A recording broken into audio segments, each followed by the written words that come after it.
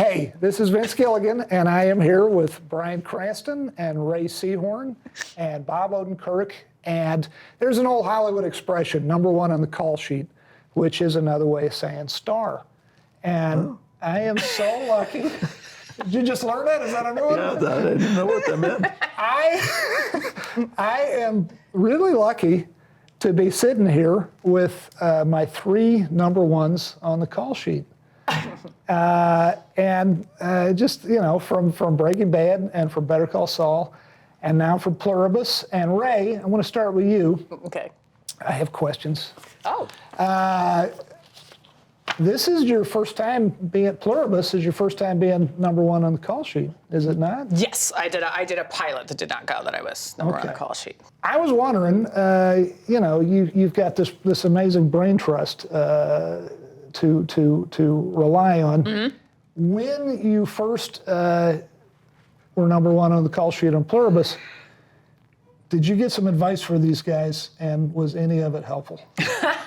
Yeah, I did, and some of it was also from just watching Bob work. I knew pay close attention to your call sheet and figure out when you're going to sleep. No. You watch me make mistakes. And you told me something that you actually got from Bryan, and I did do it. You said you asked Bryan like if he had any just totally practical. Yes. Well, actually, you said first you asked him, "Do you have any advice being number one on the call sheet leading the show?" Yeah. And you started to give him some acting things, and he goes, "Not the acting crap, no, just the practical. How do you get through these days?" Yeah. And get enough sleep and do it. Yeah, how do you do it? And you told him apparently if you shoot a lot of different locations, especially as we do, ask for no bigger than a double banger, and that nobody else can ever have larger than you. Which, if anybody doesn't know, it's a trailer with two places in, two doors, two. I can't think of the word. Dressing room. Dressing room 6. And because every time they relocate, every time we go to a second location. If you have a big giant star trailer, then the next person's going to want that, and every trailer that moves takes too long, and you're going to want to get home on time. Bryan, it was that thing of like you were like just study your lines all the time. Yes, that too. And then things like you said. I mean, we had one little meeting, but you just downloaded real quick. You know, how does your day go? And it was just work all the time. Yeah. But you know, it's all I needed to hear. I actually did need to hear that. You go like, yes, of course that's how it's done, and yes, just do that. Yep. And it's like being an athlete, really. You know, when you think about. Except you don't get to take drugs. But I mean, when you read about athletes like weighing their food and getting the right calories and you know, that's how it's done, right? Yeah. And I mean, how did you get through it this first big, massive year? We had an amazing crew and amazing producers and EPs that all like really helped me to be able to get enough sleep, like stuff you just don't think about, like to be able to get enough sleep and prep for the next day, and when are you getting the following script in order to have enough time with that. But I also continued something that we did on Saul, which is, if at all possible, even if it's just my lunch break or when I'm going to a fitting, any like guest star or scene partner, like if you can get them and have them do their lines with you at least once before we get to set, it just makes for a better environment. It's better work. It also puts them at ease more if the star of the show appeals to them and say, hey, anytime you want to run this, and because and make yourself available to them. Yeah. The happier people work better, and it's like, but you're in Pluribus, you're like, is there a scene you're not in? I think I'm like not in like 5 scenes. The Darien Gap. You counted them. Wow, yeah. No, someone told me. Down in South America, scenes in South America. Yep. But otherwise, you're in every single thing. And I found that, you know, there is a natural need for leadership from the cast. And if you're number one on the call sheet, it should be you. Yeah. And if you refuse it, it'll be taken care of some other way, and it might not be the best way for the show. So it's better to take charge of it and say, okay, this is the position. I'm gonna wrap my arms around it, and we're gonna, you know, you're in charge of the cast. You know, your DP has the crew, and you run other things, and it's like it's all a nice, well-oiled machine if all goes well. And there's a few hiccups along the way and a few crew or cast changes that need to be made, but by and large, if you take control of it, it's going to turn out pretty well. You need mutual respect, show up on time, know your lines, and be happy. Be collaborative. Look how lucky we are. Yeah. And if you don't understand that, if actors come in, don't realize how lucky we are, and that's got to change. Well, your show, Ray, you were saying Pluribus, you were also discovering a lot. You Tone, we were just discovering those We all were. questions. Yeah, that's the truth. On season 1. And we still are. Yeah. Well, you're famous for that, for writing I know yourself. what the hell I'm doing. You're writing yourself into a corner and then challenging yourself and the other writers to get out of it. Which I do not recommend. So you are What people you're forget. very courageous in that sense. It's just, I don't think it's courage. I think it's stupidity. It's just like, hey, dude, we want to make a show and we're going to be exciting. And No, we you gotta say co- that, but that's come on. None of us believe that. I mean, because you agonize over every single detail about it. I remember talking about the shade of red on one of the actresses, I think Skylar's toenail polish or something. It's a little, can we make it more of a black red or a pink red or something? remember that one. I feel like, Vince, You get into everything. you taught the audience that every detail matters and that it was worth paying attention to those things. So many people watch Pluribus and you don't know where it's going, but you have faith in it and you watch every detail. It's an amazing thing that you've done. Can I ask you Yeah, a I question would agree. about Pluribus? Yeah. Did you take every science fiction movie ever made and say, I'm going to do the opposite of every trope in a science sci-fi movie? That's that is kind of what we were doing. We took all the tropes, all the sci-fi movies and magazine stories and TV shows, put them in a blender. Yeah. We actively try to subvert and turn stuff on its head. And we have been doing Yeah, that. Brian was talking to me about that earlier. He's Yeah. like, it's literally like everyone like, no, the masks aren't going to come off. No, they're not going to, what else? I forget all the, you were listing a ton of them. Well, it's just they are ugly. Normally. Alien The others, the invention, zombies. alien invaders are always ugly. They want to kill you. Yeah. You can't trust them. Yeah. All these things. Yeah. And it's completely the opposite. But I want to know about Ray. Was it during Better Call Saul that you were starting to think of this? Absolutely. And you knew she was your lead? I started thinking of this, and I thought of it. It's going to be a guy, male protagonist, and I didn't. Not because that is a good idea, but that's just my default because I'm a dude, and I started thinking about this story. But then, I don't know exactly how long I was into it. It might have been season 1, it might have been season 2 of. But Better you're Call watching Saul. her work, and you went. And she's just so good. Oh, And it's just like she's so great, and but it's not just I like her personally. The crew loves her personally. We all loved her personally. She's and that's what you guys were talking about a little while ago about being number 1 on the call sheet. There's more to it than just the acting. There is being someone who people want to be around. Yeah. So there's Responsibility. Oh yeah. So I knew Ray had that going for her, but it's also, why shouldn't I create a show where it's a female protagonist? And also it was starting to feel like it was time for someone who was, because I love Walter White and I love Jimmy McGill and Kim Wexler. This wound up happening with her too, but it's just. At a certain point, you look at the world the way it is now, not to get anything other than to say you look at the world now and you think maybe we need some more good guys, and so it felt like time to write a good character, a character who is not doing for themselves but trying to do for the world. Yeah. So, well, speaking of the world of Pluribus.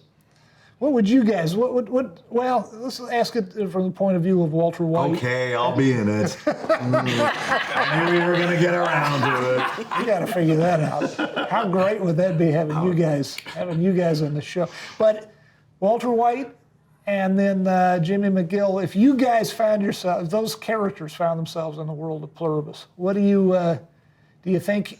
Would you thrive? Would you be bad for freaked Saul. out? I'd feel terrible for him. What would Dealing he? with those, is there a term for them? The others. We call them the others. Yeah. Yeah, he wouldn't enjoy that at all. But I think there's no you- game in there. But I in think them. Saul would figure that's out right. how to, He can't- how to game that. con- Maybe he would. He'd think he did, but then he But didn't. Then he'd you realize he realize didn't. right away that they can only tell the truth and they can be hurt. They're vulnerable. And you would take advantage of that, I would think. Right? I mean, Like in you're- a Diabate I like to way? think- yeah, I mean, you're Jim. I feel like Carol's doing a lot of that math, trying to. Maybe she's she trying doesn't do to. them as quickly. Doesn't do it as quickly as Saul might. So, but it's a dead end with those. It's no fun. Right. Where's the fun in it Right, for right, Saul? right. If they're just not, you say they can be hurt, and yes, that's true, but do they care about money? If they don't care about money, I don't think Saul's going to have any fun. Yeah, money means nothing Taking anymore. advantage of them, Yeah, or you using know, them, or getting the leg up on them. It's like, Yeah, scamming them wouldn't be that much fun. No. yeah. it would guess be you're too right. easy. Yeah, and conning them because he's not tricking them into doing something for him. They just will do anything for you. So Yeah. you haven't conned the You'd get person bored. to give you Saul would get $100. bored. Yeah. Be I think- more- I hadn't thought of it that I way. think Walter would neither. be fascinated and try to approach it from some scientific That's a good point. I try to get a scraping. Oh, you'd go back to your chemistry teacher stuff? Find out what they're made of, you know, and try to figure out how to survive that way. Right. Do you think either of those characters would try to put the world right? I mean, especially with the scientific knowledge of Walter. I think he has to understand it. I think that's the first action is try to understand what you're dealing with. Yeah. And what these beings are, what they're made of, what's composition, chemical composition of them. And then maybe you can come up with an answer. He would try to scam them, right? Well, I might try to turn them inside out just for a game, like get a hold of them, like Carol's Yeah. trying to do. But I don't also think Saul would probably also. Well, Carol has also had moments where she gives up. Yep. Yeah. So I think he'd be Yeah, more there's apt to some- go down that road a little bit and go like, "F it, I'm just gonna." You know, I've heard that's like, oh, she's angry, she's so angry. And I didn't feel that. I didn't feel the anger. I felt at times exploding with anger because she was so afraid of this great unknown. Yeah. Her entire world has collapsed. And is that the way you saw it? That it Absolutely. I just think like she's behaving very honestly in a insane situation. Insane. Yeah, like your wife's dead, everything's been taken away from you, your career's gone. And go. Yeah. it's like- And has every reason to be extremely suspicious of anybody doing anything nice for her. So she's not exactly receptive and polite about it either. and you're learning the rules as you go along. That's why the whiteboard. Yeah, right. yeah. This is so you can kind of understand what the hell is happening. Yeah. Yeah. Was there ever a moment, actually, when you guys, I want to start with Ray, based on what you're just saying, was there ever a moment where you related the most to Carol? And then I wonder if the same with Walter White and then the same with Jimmy McGill. Is there like a moment where you most related, a moment when you least related? I mean, she's in such fantastical circumstances. I had to find as-ifs that were. I mean, I've never had an alien and virus invasion. Oh my God. I have. Okay, so I should have called you, but you know, there's certain like parallels.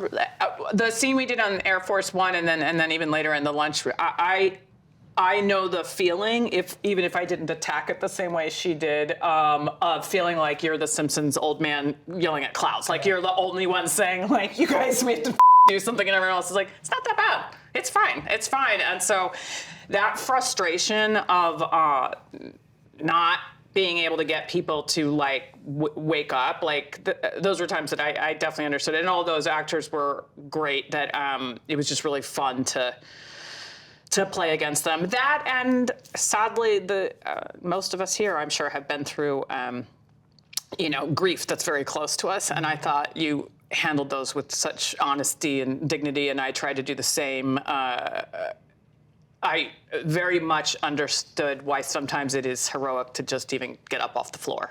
Yeah. I think the hallmark to your shows are exposing ordinary people doing extraordinary things, being in extraordinary situations. All three of the shows were kind of ordinary: high school chemistry teacher, a small-time lawyer, a writer, but not, explosively. I mean, she's, putting the book in view. It's like you're still hustling, and so they're still trying to make it. But then something extraordinary happens around them, and they take it. They're on that journey of the extraordinary. And as an actor, and we were talking about this before, you manage somehow to fool even the lead characters of your shows to think, I know this character, I know what's, I didn't know that was happening. And yet it's not shock value is what we were talking about. You get the new script and you're like, wait, I do what? But it never feels like that's dumb. Like you're just doing that to be realize, weird. Wait a minute. That makes sense. Seed was planted in episode 2, and now it's, oh my God, I forgot about that. And so that's what the audience, what we were living through, doing it, is what the audience lives through too. And they were retrained to be able to have patience. One of the best notes, one of the ending of Pluribus, season 1, came from a note from Apple, the executives at Apple. And they said, and it was basically what the note boiled down to is the end of the season. Vince was going to kill me off. And they said, let's don't do that. That's a bad idea. And There I it said, is. really? but it was basically, is the ending as you guys are currently contemplating it, is it big enough? And I think, here I am keeping score. I think it was Gordon Smith and Jen Carroll and a couple of folks in the writer's room, because I was on the set directing. And some of our folks that are writers came up with this idea for the atom bomb. And so you got to keep listening. Yeah. I mean, you don't have to. You can do this job any damn way you want, but it behooves you. Well, you're a very loyal guy. This is the 3rd series in Albuquerque.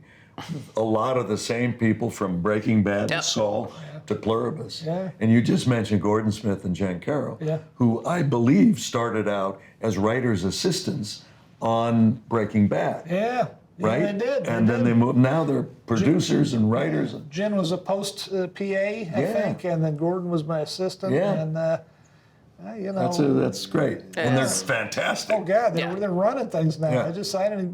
They're like, they just, And many others. And many others, not just those two, many others. No, it's true. I love how collaborative this medium is. I always have. I love, working with you guys as a great example to make things better constantly. Yeah. Speaking of characters, which of your 3 characters, or 4 characters, counting Kim Wexler, do you think I would have played best?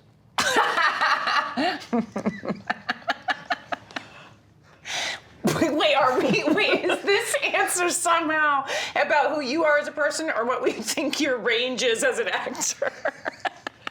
Probably shouldn't be the latter, because that's like the range is like, I think you'd be I think you'd be a pretty good Carol. That's what I was going to say. I think you'd be a good Carol Sturka. That's interesting. Yeah. I think I would go with Carol too. I don't think you're not conniving, and you're not looking to you're gain not people. as chatty as Saul. Shady as Saul. You're not as impetuous, that's for sure. You certainly don't have the brains to be Walter White. This is what I was hoping to say was going to be. Right? Or the looks. Oh, You were going to say it, and I can see it on your lips. I mean, you're obviously gray. I'm not.